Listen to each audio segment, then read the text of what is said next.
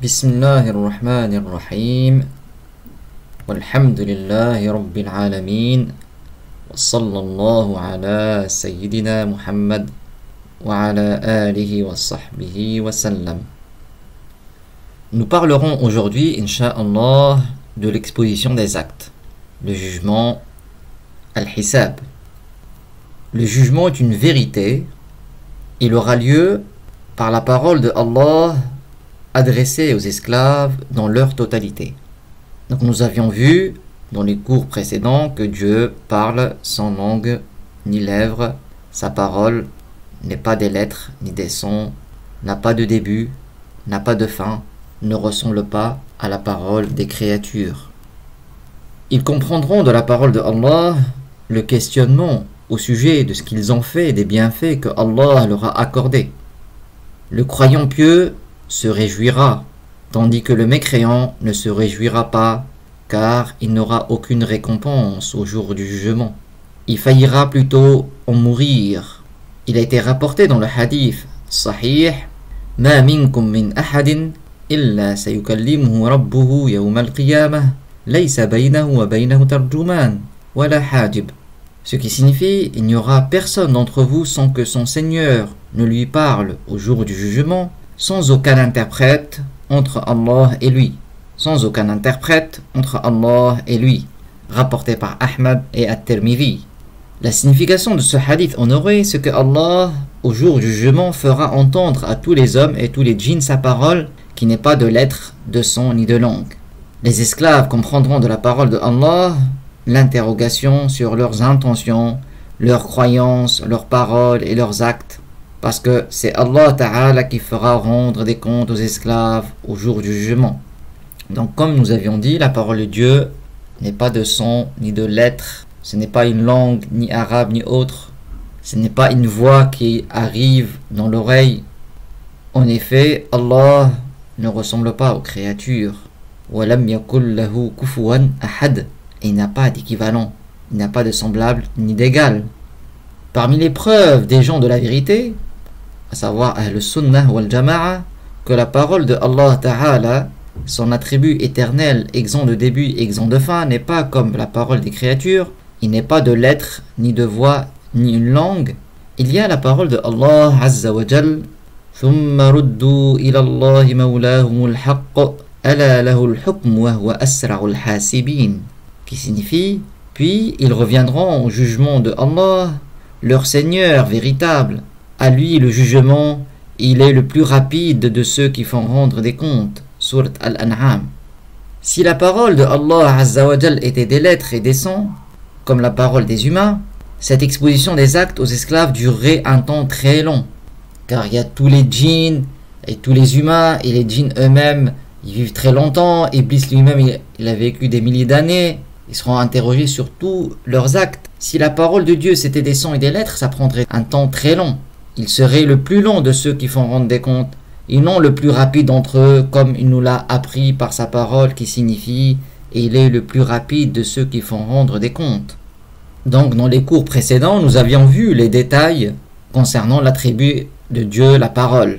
Allah parle et sa parole est exempte de début et de fin. N'a pas de début, n'a pas de fin, et n'a pas de ressemblance avec la parole des créatures.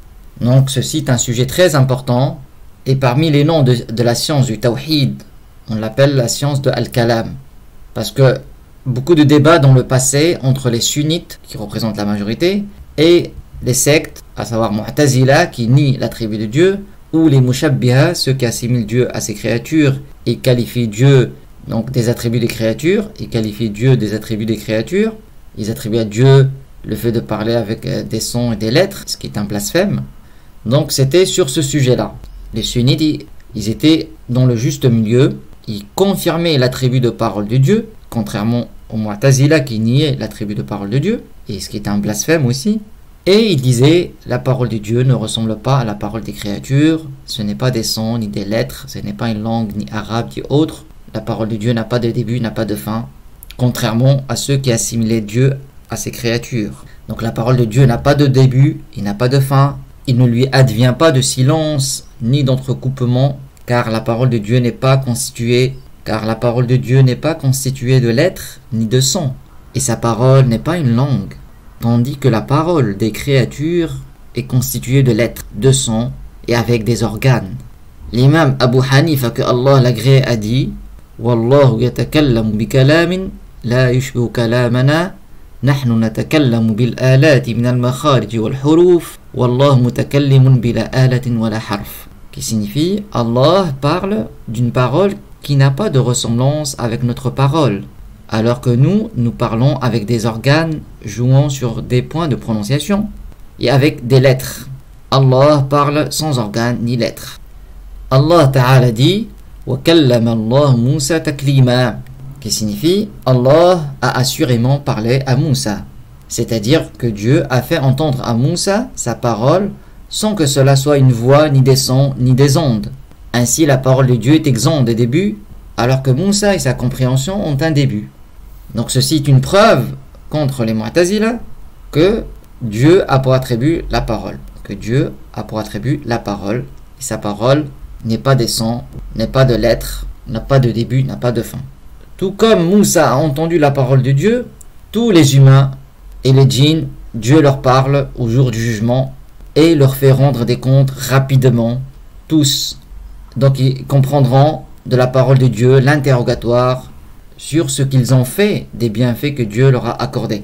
Donc le croyant pieux se réjouira, mais le mécréant sera attristé, chagriné, il faillira en mourir. Il est obligatoire, selon la raison, l'attribut de la parole pour Dieu, car s'il n'était pas attribué de la parole, il serait attribué du contraire, qui est le fait d'être muet, et ceci est une imperfection, et l'imperfection est impossible s'agissant de Dieu. Ainsi, comme on l'a dit, nier l'attribut de la parole de Dieu est de la mécréance catégorique qui fait sortir de l'islam. De même, c'est de la mécréance de dire que Dieu parle avec des sons ou des lettres. Donc celui qui a cru cela, comme celui qui dit que Dieu parle l'arabe, ça c'est du shirk. Ça nécessite le retour à l'islam en délaissant la mauvaise croyance et en attestant qu'il n'est de Dieu, que Muhammad est le messager de Dieu. Donc on revoit le détail qu'on a vu dans les autres cours, à savoir que le mot Qur'an est employé dans deux sens. Le premier sens désigne l'attribut de parole de Dieu, qui n'a pas de ressemblance avec la parole des créatures, qui n'a pas de début ni de fin, et qui est sans organes ni lettres, qui n'est pas une langue arabe ni une autre langue. C'est pour cela, les savants sunnites, ils disaient, le Coran est la parole de Dieu qui n'est pas créée. Contrairement aux Mu'tazila, qui disaient le Coran est créé. Parce que quand on dit le Coran est la parole de Dieu, il n'est pas créé, Coran ici, ça désigne l'attribut, le mot Coran ici désigne l'attribut de parole de Dieu, qui n'est pas des sons, qui n'est pas des lettres, qui n'est pas une langue. Donc c'est pour cela, on dit le Coran est la parole de Dieu, il n'est pas créé. Mais il y a un autre sens du mot Coran. Donc le deuxième sens du mot Coran désigne les termes révélés au prophète Muhammad qui sont en langue arabe. Et la langue arabe et toutes les langues sont créées par Dieu. Ces termes sont une expression de l'attribut de parole de Dieu. Donc c'est le deuxième sens, ça désigne les termes révélés qui sont créés. Et l'attribut de la parole de Dieu n'est pas une langue arabe ni une autre langue, comme on l'a vu. Mais les termes révélés que nous lisons dans le Mus'haf, que nous mémorisons, qui ont été révélés au prophète Muhammad sallallahu alayhi wa sallam, ces termes sont créés par Dieu. Mais ils ne sont pas l'œuvre d'un humain ni d'un ange. Mais nous pouvons dire des termes révélés qui sont en langue arabe que c'est la parole de Dieu, dans le sens que c'est une expression de l'attribut de parole de Dieu, qui n'est pas des sons, ni une langue arabe, ni une autre langue, et qui ne ressemble pas à la parole des créatures. C'est dans ce sens-là. Ce n'est pas dans le sens que les termes révélés en arabe sont l'attribut de parole de Dieu, non, car l'attribut de parole de Dieu n'est pas des sons ni des lettres. Mais ces termes révélés sont une expression de l'attribut de parole de Dieu. Et on a vu l'exemple qui éclaircit plus cela. Ainsi, si nous écrivions Dieu, ce terme n'est pas le Créateur lui-même. Si nous écrivions Allah, ce terme, c'est une expression qui désigne le Créateur. De même, le Coran, dans le sens des termes révélés, n'est pas l'attribut de parole même de Dieu. De même, le Coran, dans le sens des termes révélés, n'est pas l'attribut de la parole même de Dieu, mais c'est une expression de l'attribut de la parole de Dieu, qui n'est pas des sons, ni une langue arabe, ni une autre langue, qui ne ressemble pas à la parole des créatures, qui n'a pas de début, ni de fin. Donc nous avions dit le mot Coran, il a deux sens. Le premier sens, c'est l'attribut de parole de Dieu, qui n'est pas des sons, qui n'est pas des lettres, qui n'a pas de début, qui n'a pas de fin. C'est pour cela on dit, en résumé, on dit le Coran est l'attribut de parole de Dieu et n'est pas créé. Mais si on détaille, on dit qu'il y a un deuxième sens. Le Coran désigne les termes révélés qui sont en langue arabe, qui ont été descendus sur le prophète Muhammad, alayhi salatu wassalam, et ces termes sont créés par Dieu. Mais ils ne sont pas à l'œuvre d'un humain ni d'un ange. C'est une révélation de Dieu. Donc voici les deux sens du mot Coran. Premier sens, cela désigne l'attribut de parole de Dieu, qui n'est pas des sons, ni des lettres, ni une langue arabe, ni autre. Le deuxième sens désigne les termes révélés, qui sont une expression de l'attribut de parole de Dieu. Tout comme si on écrit Allah, on dit, on a écrit Allah. Mais ce terme-là n'est pas le créateur lui-même, mais c'est une expression qui désigne le créateur. Donc ainsi, quand on dit Allah Ta'ala dit, Qul huwa Allahu ahad, Allahu samad, lam yalid wa lam yulad, wa lam yakul lahu kufuwan ahad.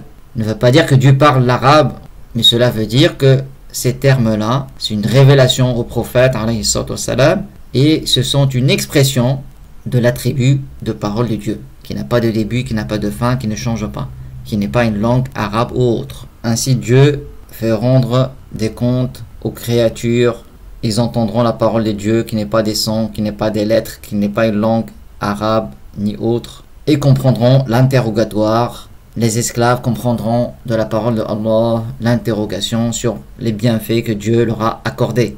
Et Dieu fait rendre des comptes rapidement à tous les esclaves, humains et djinns. De plus, comme nous l'avons vu, le croyant reçoit son livre de la main droite et le mécréant de la main gauche derrière le dos, de la part des anges. De même, nous devons croire à la récompense et au châtiment dans l'au-delà.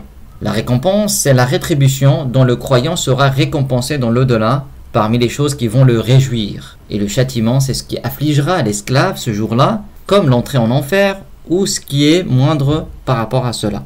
La récompense, al-thawab, chez les gens de la vérité, n'est pas un droit pour les obéissants qui serait obligatoire pour Allah, c'est plutôt une grâce de sa part. Il s'agit des choses dont le croyant sera rétribué et qui le réjouiront dans l'au-delà. Donc là aussi, contrairement à ce que disent les Mu'tazila prétendent que c'est un devoir sur Dieu de récompenser ceux qui ont obéi. Et je cite un blasphème. Car comme on a vu la règle unanime chez les sunnites, il n'est pas obligé sur Dieu d'accorder à l'être humain ce qui est le mieux pour lui. Sinon, il aurait mis tous les gens directement au paradis. Et on a vu clairement que Dieu a guidé certains et a égaré d'autres. Il fait ce qu'il veut, n'a pas de compte à rendre. Il n'a pas de compte à rendre. Donc la récompense, c'est une grâce de la part de Allah. Et aussi le châtiment, al-iqab, son application aux désobéissants n'est pas non plus un devoir qui incomberait à Allah, mais c'est bien une justice de sa part. Il s'agit de ce qui affligera l'esclave au jour du jugement. Ce n'est pas non plus une obligation sur Dieu de châtier ceux qui ont désobéi, mais on dit c'est une justice de sa part. Et bien sûr, Dieu a promis la récompense à ceux qui ont obéi et a menacé du châtiment ceux qui ont désobéi. Et c'est pour cela on dit si quelqu'un il obéit à Dieu par la foi et les actes d'obéissance, il aura la récompense du paradis. Et celui qui désobéit à Dieu par la mécréance et les péchés, il aura l'enfer. Car Dieu nous a informés de cela. Donc la récompense est une grâce de la part de Allah et le châtiment est une justice de sa part. Dieu fait ce qu'il veut, il n'a pas de compte à rendre. Donc le châtiment est de deux sortes. Il y a un châtiment majeur et un châtiment mineur. Le châtiment majeur, c'est l'entrée en enfer. Et le châtiment mineur, c'est ce qui est en deçà, comme la nuisance due à l'intensité de la chaleur du soleil au jour du jugement. Donc le soleil sera très proche de la tête des gens, et les pieux et les vertueux, bien sûr, seront à l'ombre du trône.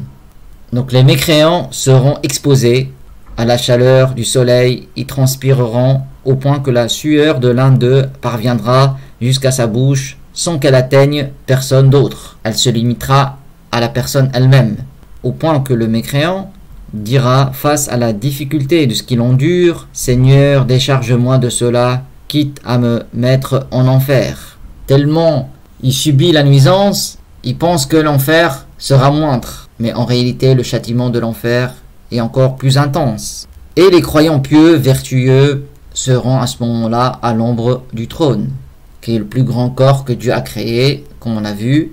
Et Dieu, bien sûr, n'a pas besoin du trône. Il existe avant l'espace, le temps. Il n'a pas besoin de ses créatures. Et attribuer à Dieu le besoin aux créatures est un blasphème.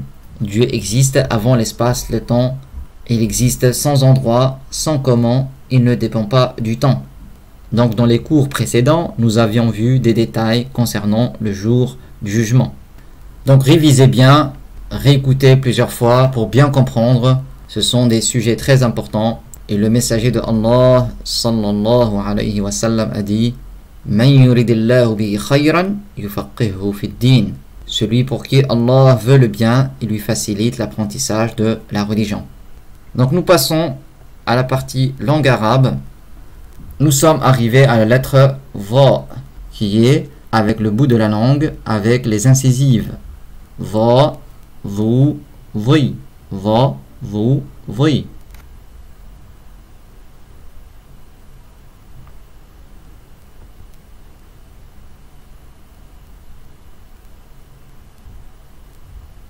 Va, vous, vi.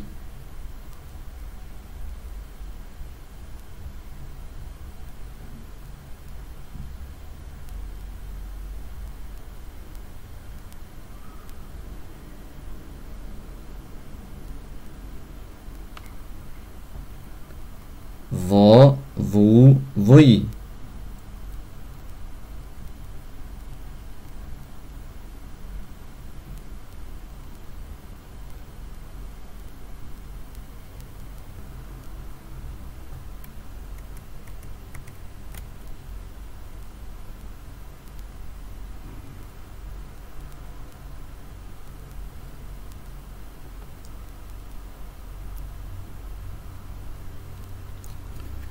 ارسم دائرة حول الحرف ظا. ظل ombre. مظلة parapluie. وعظ exhortation. محفظة cartable. ظفر ongle. حظيرة enclos. ظلام obscurité, ténèbres. ظهر dos. عظيم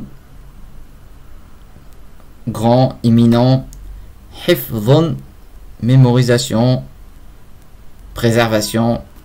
نظيف propre. ظبي antilope. ظرف enveloppe. Ça a d'autres sens aussi. ظالم injuste. اكتب حرف الظاء حسب الأمثلة التالية. Donc on a vu, donc nous avions vu, c'est comme le ta mais avec un point.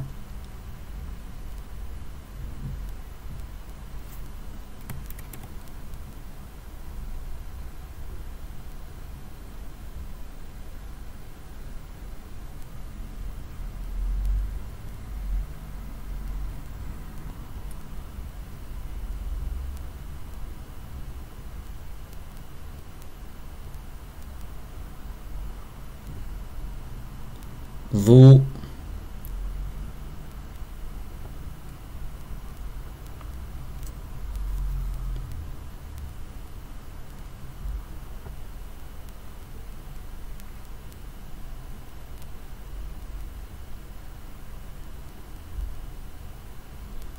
oui,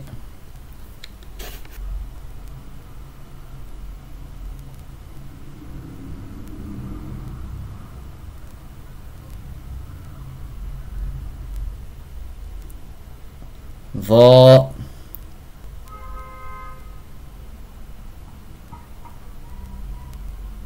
vous,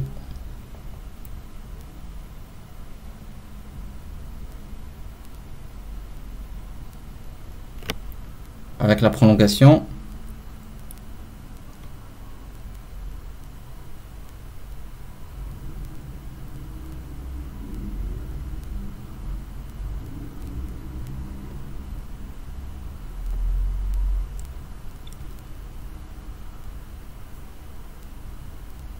Vri,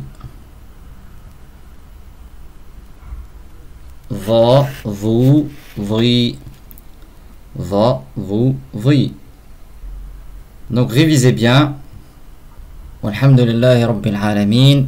Wa sallallahu ala Sayyidina Muhammad wa ala alihi wa sahbihi wa sallam. Barakallahu fikum. Wassalamu alaykum.